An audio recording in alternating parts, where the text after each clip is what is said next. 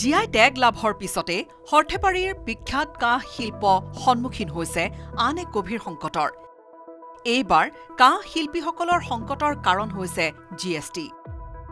গুৱাহাটীস্থিত জিএছটি কাৰ্যালয়ৰ পৰা হৰ্থেবাৰীৰ কাঁহ শিল্পীসকলৰ উমৈহতীয়া সংগঠন অসম সমবায় কঁহাৰ সংঘলৈ জিএছটিৰ বাবদ প্ৰায় 10 কোটি টকা জমা কৰাৰ জাননী জাৰি কৰিছে। এই জাননীয়ে কাঁহ শিল্পীসকলৰ মাজত প্ৰবল উদ্বেগৰ সৃষ্টি কৰিছে। প্ৰাপ্ত তথ্য অনুসৰি অসম সমবায় কঁহাৰ সংঘৰ সদস্যসকলে এই পৰম্পৰাগত হস্তনিৰ্মিত সামগ্ৰীৰ ওপৰত জিএছটি প্ৰযোজ্য নহয় বুলি ভাবি ব্যৱসায় চলাই আহিছিল। কিন্তু হঠাতে আহি পৰা কৰৰ এই জাননীয়ে সমগ্ৰ উদ্যোগটোলৈ নমাই আনিছে সংকট।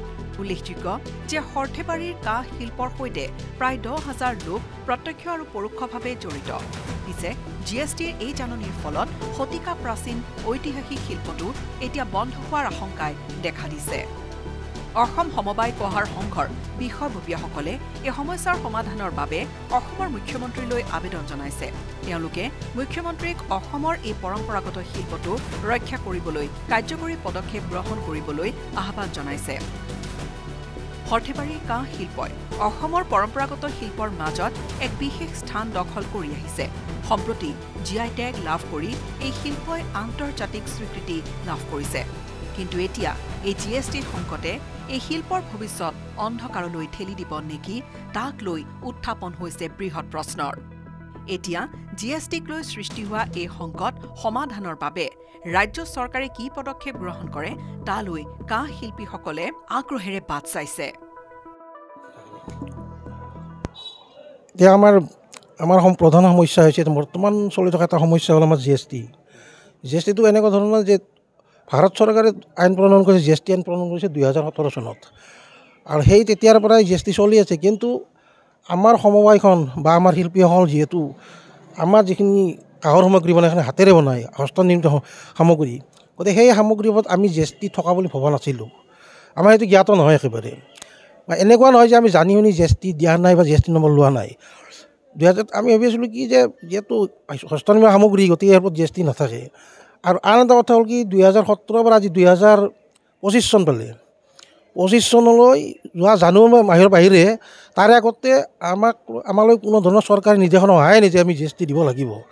কিন্তু ঘটনা হ'ল কি 2025 চনৰ জানুৱাৰী মাহৰ 17 তাৰিখে গুৱাহাটী যিটো আপোনাৰ পাঞ্জাৱাৰীস্থ যিটো DGCI কাৰ্যালয় আছে, জিএছটি বিভাগৰ আপোনাৰ কাৰ্যালয়ৰ পৰা আমাৰ তেখেতসকলৰ মানুহ আহিছিল। অলৰেডি তেখেতসকলে চাৰ্জ কৰিব আহিছিল বা আমাৰ ইয়াতে তেনেকুৱা উদ্দেশ্য দিছিল যে আমাৰ পাৰিলে সেইখিনি বন্ধ কৰি দিব, বাকী চিজ কৰিব, তেনেকুৱা হৈছিল। কিন্তু তেখেতসকলে আহি আমাৰ পৰীক্ষা নিৰীক্ষা কৰিলে আৰু মানুহকেইজন যিকেইজন আছিল বিৰাট কোঅপাৰেটিভ আছিল। তেখেতসকলে আমাৰ কথাখিনি বুজি পাইছে, তেখেতসকলে গোটেইখিনি চালি জাৰি চাইছে। তেখেতসকলে বিশ্বাস কৰে যে আমাৰ জিএছটি হ'ব নালাগে, কিন্তু হ'ব কি তেখেতৰ আইনৰ বান্ধোনত থকা মানুহ।